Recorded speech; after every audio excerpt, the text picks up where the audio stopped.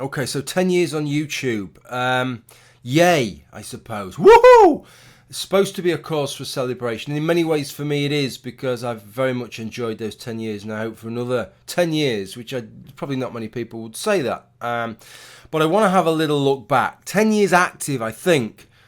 According to my channel page, it was April 2008 when I started my account. I think the first video was in May, though I haven't got access to that because I took the first couple of those videos back, and looking through my files, I haven't kept that video, unfortunately. So what I wanted to do is, as some other people have done when they've got to the 10-year mark, is to have a little look back at some of the things, what started them on YouTube, their experiences of YouTube, how things have changed, some of the fundamental sort of events that they've noticed on YouTube or been involved in, and a little bit of commentary on the way things have gone. And so that's what I wanted to do. I suppose the first thing that I should do, I don't want to make this too structured, right? I don't want to make this too structured because I think it could end up pretty dry. I don't want it to be.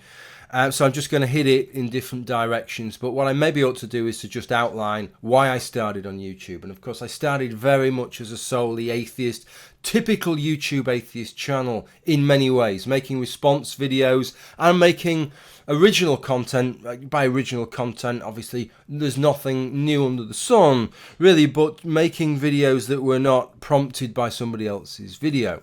So making a balance of content there. And really what got me started was I'd read The God Delusion, read God Is Not Great. I got my father to thank for that, really, because he got me interested in these subjects of the existence, the God debate, from a very young age. And I'd always been interested in that. And then when The God Delusion was published by Richard Dawkins, he saw Richard Dawkins give an interview on that on Newsnight with Jeremy Paxman, and he said, go and check out that interview. And you might be interested in reading the book. And I thought, where am I going to get the interview from? And I'd never really gone on YouTube, but I thought, you know, maybe on YouTube, somebody might have put it on YouTube, and duly they had. And I went and watched that. But that got me in watching other stuff on YouTube. Debates that Richard Dawkins had been in, that Christopher Hitchens had been in. And over a year and a half's period, I read those books but also started watching debates. And then one thing led to another, because obviously, especially with the video response feature that we had back then, whereby rather than just having the video recommendations and comments, the recommendations bit was, I didn't know it even existed then, but you had this video responses and people could leave video responses. And people were touting some of their own personal videos, and I realized that there was this community of people out there that were discussing these issues online, which is a really marvelous thing, actually, because these are all subjects that we can discuss, but very much in our own, not echo chamber, because we know people in real life that disagree with us, but it's a very parochial situation where you're just discussing these big global issues that people all around the world have opinions and views on, but you're just discussing these things with the people that are geographically close to you. And all of a sudden I realised there was this community out there that were discussing these things. And maybe this is one of the first sort of side things to discuss, which was, this often was described back in the day as the atheist community. And then we've got onto this skeptic community, isn't it, which is an interesting term in itself. Skeptic used to seem to be a word that was referred to the sort of James Randi types trying to debunk Uri Geller's spoon-bending antics, or people that were interested in the existence of the Yeti. And nowadays people seem to be throwing it around like confetti and applying it as a term to themselves, as a sort of, I don't know, it seems a little bit immodest always to me using that, because it's a good thing, you know. It's sort of, if somebody tells you you're a skeptic, they're not insulting you, I don't think that they're complimenting you. I don't really like to apply compliments to myself. I think you should leave that to other people to compliment or insult you. But back in the day, it was the atheist community, and I always railed against that because, for one thing, the community that I was involved in wasn't an atheist community. It was actually a community of atheists and also of theists. There were people like, and I've written some names down here, Together for Peace, Rational Round Table, Veritas, Dower Films, Theo Warner and Sami Zatari, Christians and Muslims that were just as fundamental to the community that I was involved in as the atheists were. So I think later on it became, some people called it the Great Debate Community, and I was a little bit happier with that because I think that's how it functions. In the same way in politics, in Washington you don't have the Republican community and the Democrat community. You talk about the political community, and the same in Westminster in the UK. We talk about the political community, and I think it functioned the same way there. And the other thing that I thought was wrong about it was that I've always viewed YouTube as a fascinating thing because we're all within these little circles. We all have our little circles, and in many ways as individuals we're often involved in different circles. We might have a circle of interest over here and a circle of interest, and the only place those circles meet are through individuals such as us. We're the links between those circles. And even within something such as atheism on YouTube, there were different circles and different people had different circles. And so the idea of them being a sort of a coherent community was wrong for me. There were different communities, different debate communities, different atheist communities, if you like, back in the day as there are now, and different people are the intersection of those different communities. You see that now with people. You'll see some atheists on YouTube that are just involved in certain atheist circles, other atheists on YouTube that are involved in other atheist circles, and then other atheists that are involved in atheist circles, social justice or anti-social justice circles. And this is kind of how YouTube functions, and it's always appealed to me, really, that aspect of it. But the idea of talking about a community just seems to sort of seems to make it much more simple than it actually is, and takes away one of the most fascinating aspects of it. But I got drawn in to all of that. I haven't got that first video that I made, but let me play you a clip from one of the first videos that I made. You can sort of compare what I did back then to what I did back now and see either how much better I'm doing or how fuck all has changed, including in many cases the squeaky chair, just a different squeaky chair. Aye aye. Jimmy, Noel Plum 99. If there was irrefutable evidence for God's existence, would I accept God? Okay, this was a question that somebody posed to me a couple of days ago, and I made a short text response, but I want to elaborate on that in this video. I also want to look at two other things. There's three things I want to look at. What would constitute evidence? Would I accept irrefutable evidence of God's existence? Or would I accept any evidence of God's existence? So very much at the start there, that was just filmed on a webcam, a freebie webcam that I'd got, that I dragged out because I wanted to make this video response. Having thought about it several times, I eventually watched a video with this guy and I thought I really got to respond to this. I was so motivated to respond to it. For the first time in my life, I plugged a webcam in and used either Windows Movie Maker or whatever it was to record something. No way of editing, no way of splicing footage together, so every and fitted together. Of course, at the time, videos were limited to 10 minutes, although they were limited to 10 minutes 59 seconds. So you either had to do what I did with a video, one of my first bigger productions, I suppose, which was a video called I Know You Haven't Got Soul, which is still one of my favourite videos, where I outline all the arguments against why we don't have an immaterial immortal soul that can survive our death. What I did in that ran on for about 11 minutes and 20 seconds, and so I sped it up by about 1.5%. You can't actually tell when you watch the video. It's imperceptible, that speed up, but it just fitted it 10 minutes 59 seconds. Or you had to go through the rigmarole of splicing your reply into 10-minute 59 second chunks. What a fuck about that was, but of course it was to protect people from to protect companies, because people were uploading whole films, etc. onto YouTube.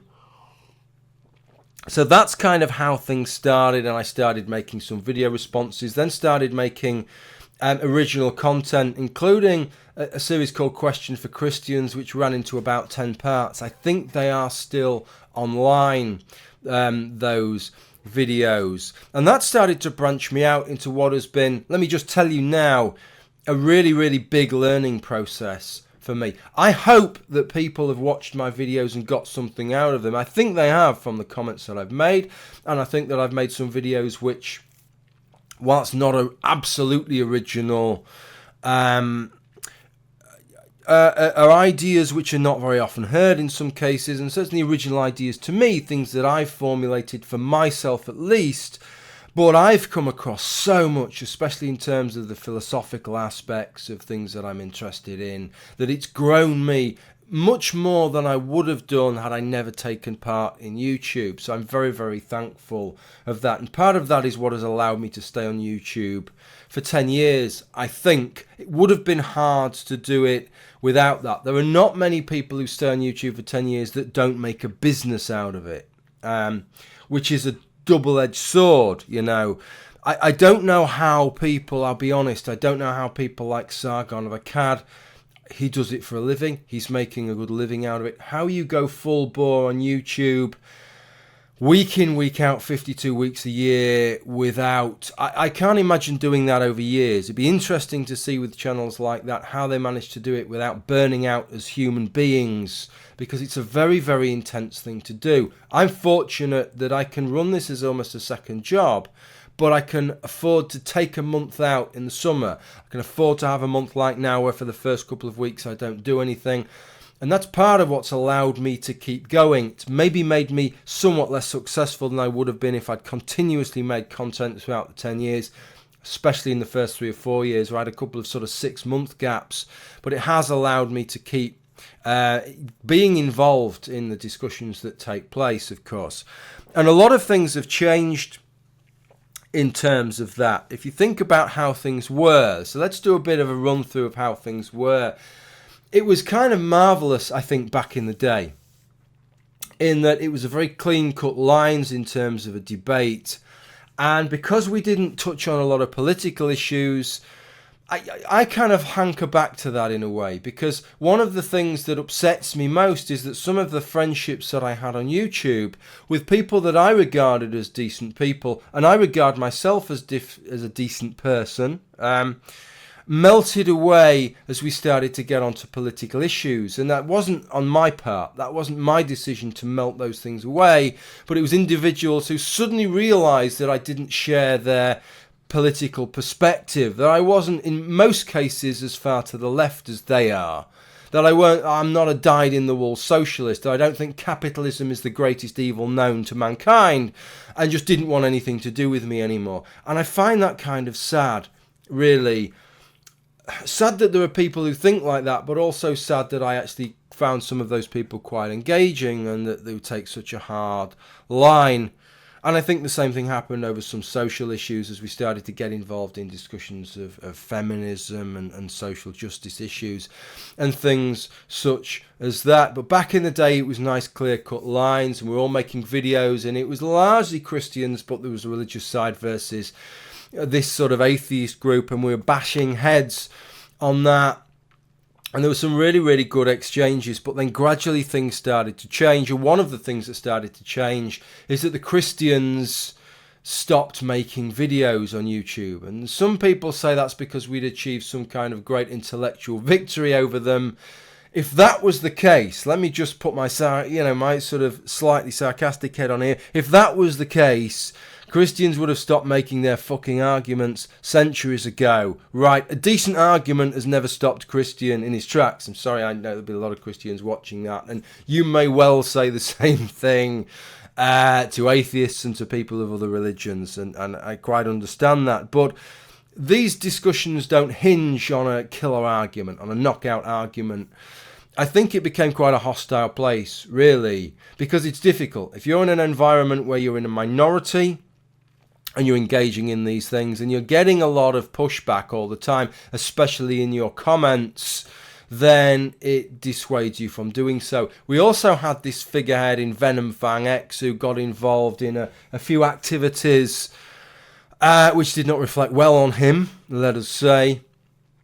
And when he went, I think that sort of focal point went, in actual fact, for some of those debates there. It's very interesting comparing then and now, and some of the things that Venom Fang X did in terms of his comment section and the way that he pruned his comment section very, very carefully. This is something I discussed years back in 2009, 2010, how not only, as was often pointed out, did he prune out comments that were disparaging or difficult arguments that he didn't want to hear on the claims that they were using bad language or they were abusive, which was bollocks. That wasn't what it was about. It was the stuff that wasn't praising him or the stuff that was difficult comments that were tough for him to deal with. That's happened again now. I see that with the likes of Christy Winters and Steve Shives in their comments section. You can actually go and see just how many comments they've blocked, because you can see, I think it's if you look on your phone, the total number of comments, it'll say 60 comments, but when you actually look through the comments, there'll only be 20 there. That's how heavily they're pruning these comments. And they did the same thing that Sean was doing back in the day, which is kind of ironic, especially for somebody like Steve Shives, who was so critical of these things, which is they don't just prune every single bad comment. They leave the odd one for their regular commenters, A, to feed on, and 2, so that they can display their abilities. You know, here I am, I'll tackle this. Somebody's left a comment that's disparaging my video. Let me put that chosen comment to the sword. They're cherry picking a negative comment that they know that they can tackle and get rid of all the others. And should that person come back with a killer argument, just don't show it, right? Exactly the same thing that Venomfang X was doing back in the day. But he slipped off the radar, kept being involved, I think, in his activities, but not online anymore. And we shifted into other things. Before we do, a big thing back then, of course, was intros. Everybody had to have an intro on their video. Might be a good time, because obviously part of this is sort of reminiscing things of the intros that I had.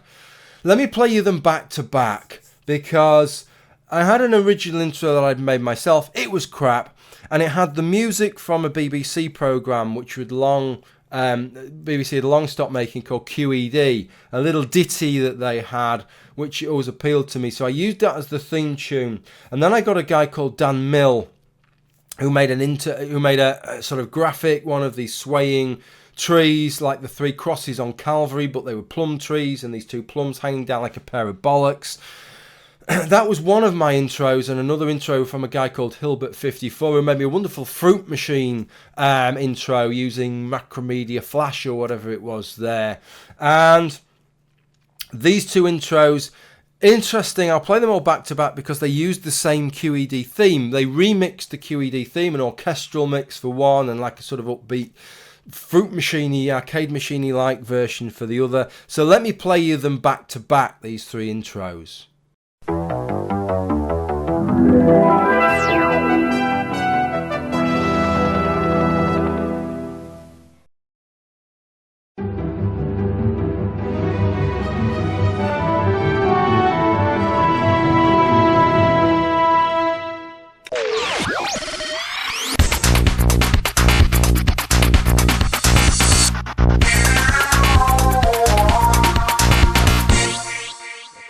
It's kind of fascinating. It's very reminiscing, looking back at that kind of thing. Interestingly enough, of course, I've got my Noel Hand Grenade channel. I'll play you an intro here. I'm not settled on the music yet. This is the music that the guy did for me. I still hanker after a version, a remix of the QED theme, so I might include that with the explosion. But I'm going to have an intro on my Noel Hand Grenade, and this was created for me by Red Celt, so I suppose this is a bit of a throwback to the... Let me preview Red Celt's intro. I've not used it on the Noel Hand Grenade channel yet. Shut up and sit down.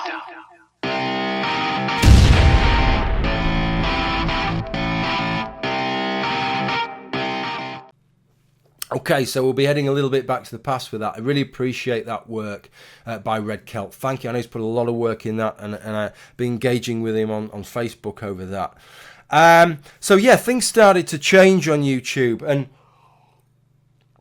it was interesting. Maybe everything just fell into place at the right time, because as the Christians started to fall away, we had a group of YouTubers who went over to this site, Free Thought Blogs. And at the time, really, the whole YouTube atheist thing was totally separate to what was happening in written blogs. And that was totally separate to podcasts. And there still are degrees of separation there, but I think they're a lot smaller now. You had people like Matt Dillahunty, for example, who was very disparaging of YouTube atheists and people like that, who now have channels on YouTube and get involved on YouTube and do their thing on YouTube as well. And you have people on YouTube that write blogs. And I think that's kind of good that there's that kind of cross-pollination. But what happened is a number of YouTubers, notably Thunderfoot, but also Aaron Ra, Christina Rad, Zinnia Jones, got involved with Free Thought blogs. And the shit hit the fan. Ladies and gentlemen, largely involving Thunderfoot. They invited Thunderfoot and then found out they didn't like him very much. And despite the assurances that PZ Myers had given that you write what the hell you like and it's up to you, they decided, well, okay, you can write whatever you like as long as we like it. If we don't, we'll kick you off the site, especially if you're disagreeing with the sort of... it's like the inner sanctum, it's like the holy of holies of Free Thought blogs, most of which moved on to another site called Orbit, the Orbit. And if you get against them, it's not really very helpful over at Free Thought blogs. But that created this whole shitstorm. And it was at this time, of course, that Jennifer McCright came up with this idea of Atheism Plus. She thought that the previous wave of atheism was all too white, male, middle class, lots of other disgusting things. And she saw a new wave of atheism. This is what it was described by her and Greta Christina as, with a new wave of people, exciting people that had vaginas and talked about issues that were fuck all to do with atheism by and large, and weren't particularly necessarily that interested in atheism, but tried to sort of drag it under a banner of that in some shape or form. And they were going to create the new wave of atheism, a wave of atheism that wasn't all white, male, middle class, that wasn't all people that had actually done something that had made them famous, but a bunch of fucking nobody bloggers, by and large, really, who are going to try and ride on their coattails. Yes, I'm being somewhat cynical. Now, it amounted to nothing other than a hate forum, the Atheism Plus hate forum, but what it did do is that it created a vicious divide, which even to this day, there are people who have absolutely no desire whatsoever to see mended. They are happy to see this wedge driven for as long and as deep as it could, even if it sets everything back, even if it sets their goals back in terms of promoting atheism within American society, which is what many of them claim to be interested in. But because that is secondary to the things that they're really interested in, they're just not bothered. This, of course, cropped up with the discussions that I had last year with Lee Moore and the Atheist Conference, and the attitudes of people like Steve Shives, for whom there's no way he would set his grievances to one side and have anything to do with people that he disagrees with, like Thunderfoot, even somebody like Philip Rose, the True Pooker, who you would think is almost a bedfellow with him. You can get a cigarette paper of difference between them, and so Steve Shives wants nothing to do with him. That's how bad things have gotten. But by Christ, they made things fucking interesting, and they've given us all something to talk about and given me a great chance to swear and shout and be nasty at people over the last few years. And what could be more enjoyable than that? Right, what could be more enjoyable than that? Of course, a lot of things changed in the structure of things. The video responses went, didn't they, before this? The nature of comments and comment exchanges changed on YouTube. We went through this period of blog TV and Stickam, and then gradually started to see the rise of live recording and the hangouts that we have nowadays. So a lot of other things were happening at the same time. And I think that the whole community that we had very much lost its way and fragmented, and part of that was due to this thing that had taken place that in some ways have been instigated by free thought blogs and the issues that happen there. Though looking back on it, you can now see that effectively it's almost like we tilled the ground, planted some grass seeds, watered it, and we've been looking at a blade of grass and seen that blade of grass sprouting. And actually, if you look back, you see that there's blades of grass sprouting all over the place, because these things have been going on in all kinds of spheres. There's all kinds of spheres that are demanding that everything be about social justice issues, really, even when it doesn't seem particularly pertinent, and that we're focusing on this one little bit and seeing it as like fundamental, whereas actually maybe it was just indicative of something bigger. A type of kind of entryism, I think some people have said. But what it seemed in terms of what we were particularly involved in was that it was people that were really more interested in feminism and social justice issues, which are genuine issues, reasonable issues, great things to be interested in, but lay apart from atheism and the status of atheists within the United States, which was largely the issue for them, or the more philosophical and scientific arguments, which some of the rest of us were interested in. They were interested in other things, but they wanted us to be interested in the things that they were interested in, and they wanted what we were involved in to be about what they were interested in. And unfortunately, this involved, it kind of played like a Pied Piper, because for all the misgivings I had with some of the feminists that were involved in that, equally, I'm afraid, I didn't have much truck for some of the MRAs that became involved. And effectively, they were piped in by the feminists. There's this idea that there's this kind of infestation of MRAs, which was a load of bollocks. None of us could really give a fuck about any of that. To be fair, even the men's rights that we should have been interested in, even the issues that I've become aware of and I realise now are issues, I had no interest in whatsoever. But effectively, these MRAs followed the feminists around, and as the feminists made their bid to take over and make everything about their issues, the MRAs came along, and we ended up with this fucking battle about things which most of us weren't really that interested or knowledgeable or fundamentally cared about very much, and they became the central issues, and everything started to change. At least that is how I perceived it. Now it's replayed back as this original YouTube atheist community, which was really a great debate community, was actually a load of MRAs, but that's absolutely not what it was like at all. If you look back at the videos that were made, the only video that I made on anything that was even closely fucking related to any of that was a video criticising this group called the True Force Lifers, which were akin with, what do they call them now? These sort of enforced celibates, whatever, I can't think of the incels, is it, or something like that, involuntary celibates. They were a group of those. We made a video about those, quite a number of us, criticising them and some of the things that they were saying, and that was pretty much the only time we dabbled a toe in any of that. But it all started to get dragged in. And so we started to see this fracturing.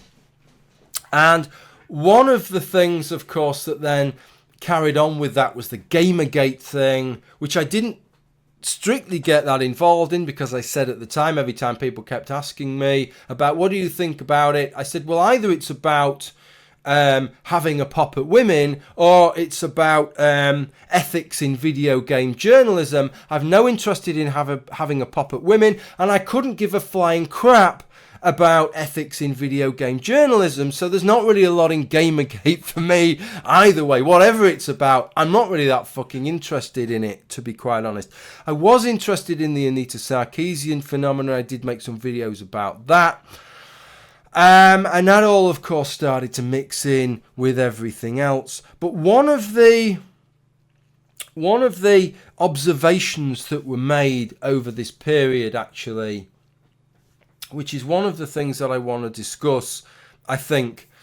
Let me wrap up. I think we're at the point of sort of wrapping up the experience in some ways, in terms of looking at some of the changes that have taken place, which is that one of the claims is that YouTube has become a real right-wing place. Let me just give you my feelings on that, which is that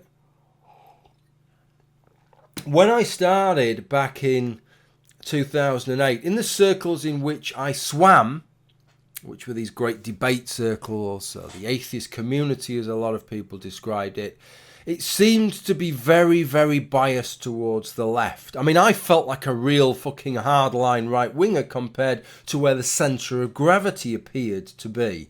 There didn't seem to be anybody hardly on the right. All opinions seemed to be left-wing opinions, and it seemed to be very, very unbalanced.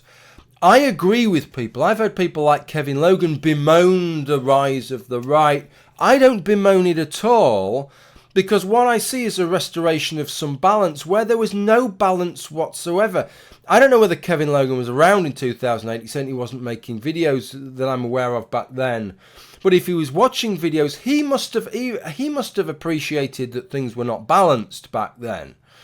Now, happily, I feel very much in the centre. I can look in each direction politically and see a lot of people making videos in each direction in the spheres of YouTube in which I swim, which is as it should be, because politically, in the real world, I can look in each direction in any country in Europe or in the United States, and I would see people in each direction. So actually what I think is that there's a much better representation across the political spectrum than there was. Some people struggle to handle that, I have to say. I didn't. I felt like it was really kind of probably me and fucking DPR Jones, and that was probably about it, really, and everybody else seemed somewhat off to the left, and now it seems like there's a much better balance. That said,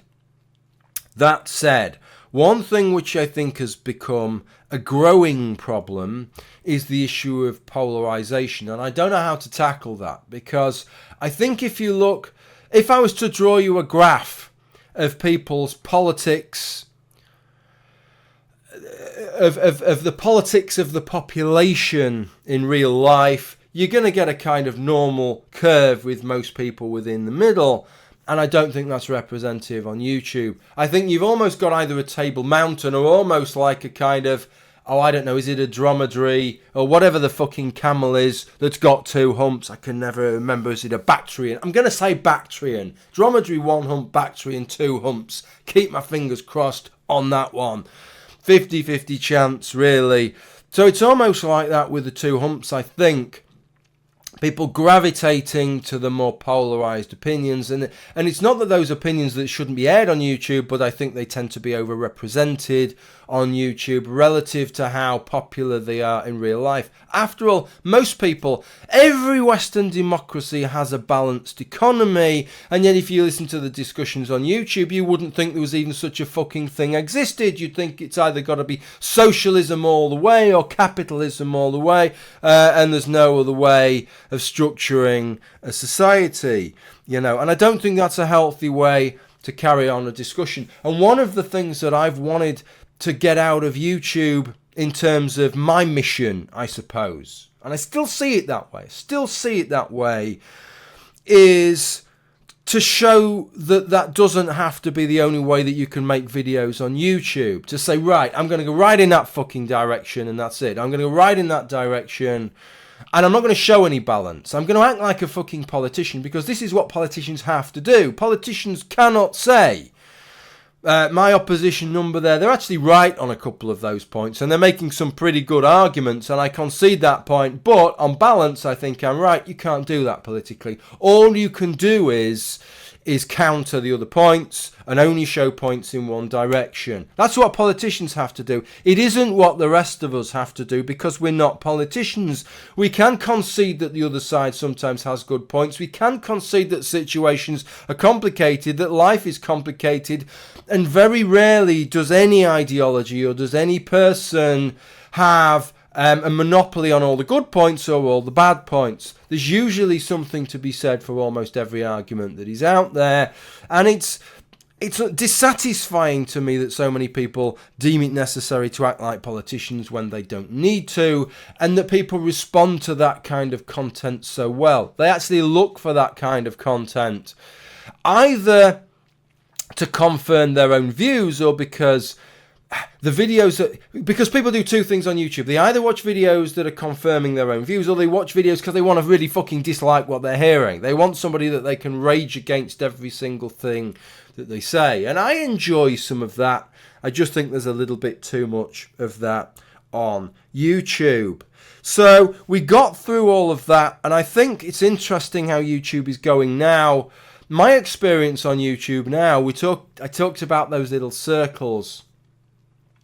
Of course, I had a little boy, he's now 3 years old, but in the run-up to that I started a Patreon so that I'd be able to keep doing what I'm doing, and it's allowing me to do that. It's allowing me to keep functioning on YouTube. I wouldn't otherwise. I'd have disappeared 3 years ago and you wouldn't have heard of me. Maybe I'd just be making the odd video again now, but that would be it. So very, very fortunate to have that and to allow this to become a second job for me, effectively. But in that period, one thing I've noticed which is quite heartening, is that there's almost a new generation, new circles in that sort of Venn diagram of the way YouTube actually functions, of atheist channels that aren't tainted, that haven't been dragged through the dirt. Pardon me, I'm burping.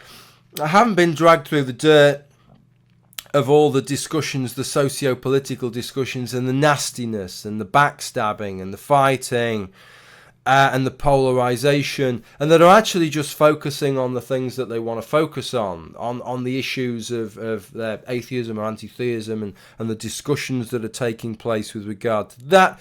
And although that isn't the be-all and end-all of everything, and I wouldn't want to go back to that because I enjoy a lot of the socio-political debates and discussions and some of the issues. I can't leave them alone. They're some of the most interesting issues out there.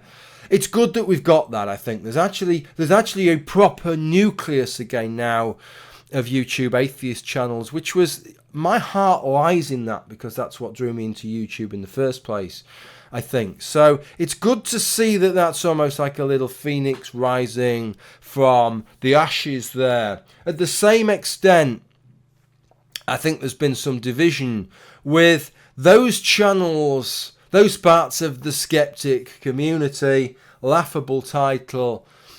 The Andy Warskis, the Sargons of Akkad, that were never really part of the atheist part, going more into the political part. In the case of things like Andy Warski, maybe going more and more extreme.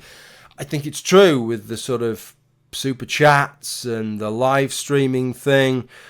You can get more people watching if you have more extreme. I don't think his views, I don't know what his views are. I don't know whether his views have been more extreme.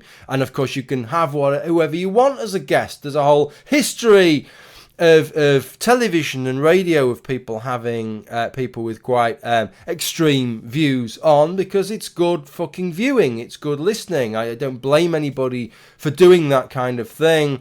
But I do think it's spreading into that kind of direction. And then on the other wing, you have the Kevin Logans and Christy Winters and people like that who are just making just hour-long hangouts, chewing the fat, criticising anything that they can really find to criticise. Cheap, easy, shit content, really, by and large, in all directions, that just goes on for hour after hour after hour. But that's the direction things seem to be going in now.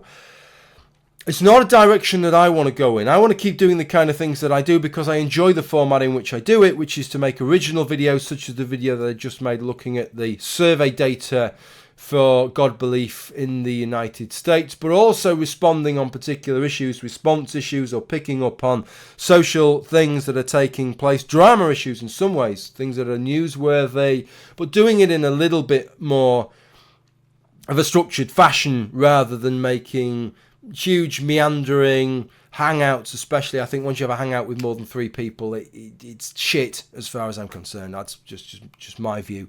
It just doesn't function very well. You may as well just go down the pub and eavesdrop on the 3 fucking idiots you sat next to, because you'll get about as much sense out of it. It's hard to function in anything coherent, I think, which is why people like Sam Harris and others of his ilk, who want to have decent conversations, have conversations with 1 or 2 people at the same time, because that's the only way you can really function it and you can structure it without it descending into chaos and bullshit, I think. So I don't really know where YouTube goes next. What I do know is that I want to be around for the next 10 years. That is my plan, and I don't see any reason why I shouldn't be, given that I'm supported by some wonderful people that allow me to keep creating the content, given that I still have a very great interest, given that I have the luxury that I can take periods of time off just to recharge the batteries a little bit. My hope is that I'll still be here in 10 years' time, hopefully a little bit more sophisticated, a little bit more well-rounded than I am, because things have changed, and I've changed positions, and I've discussed this in the past. There are issues, such as some of the issues to do with trans rights and the way we discuss transgender issues. There are issues that I've changed on YouTube, given the way that I discuss religion, actually, and religions, and in a much more thoughtful way, I think, less dismissive way than I did when I start, despite still being very much an anti-theist. I think I'll have changed the game in 10 years' time. It will be interesting to see how much can a fucking 46 to 56-year-old change. We make the big changes when we're young. We're open to change when we're young. I know I'm not as open to change now as I was when I started, so that's going to be an interesting journey for me. For those of you that have stuck with me on this journey for 10 years, that are still around, I know you're not still around just to watch me, but thank you very much for watching my material. I would like to thank, yes, the people that support me on Patreon, the people that support me financially, that allow me to do that. Wonderful. Thank you so much to the people that have supported me for over $1,000 now. That is just fucking mind-blowing. But thanks also to the people that have regularly commented and who I've regularly got involved in comment exchanges with. You will know who you are. Some of those exchanges haven't always been pleasant. Sometimes they've been quite abrasive. Sometimes it's been commenters who really only ever leave a comment when they disagree, even though they watch quite a lot of my videos. But that's the nature of leaving comments. That's probably what I do most of the time with the videos that I watch. But nevertheless, thank you for all those engagements, because it's been those engagements that have made it worthwhile, and those engagements that have grown me whilst I've been on YouTube. As I said earlier in the video, I just hope that some other people have gained from my videos in the way that I've gained from their material and from the exchanges that I've had on YouTube. Okay, I'll leave it at that for this video. Thank you for watching over the last 10 years. Bye for now.